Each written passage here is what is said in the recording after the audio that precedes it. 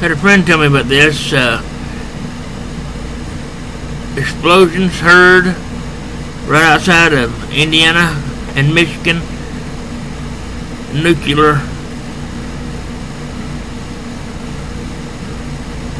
power plant.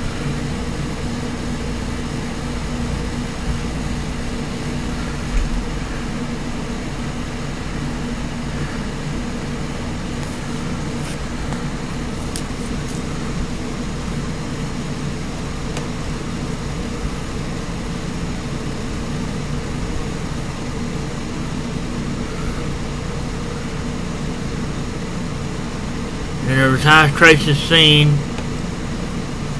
on the Black Cat, the radiation.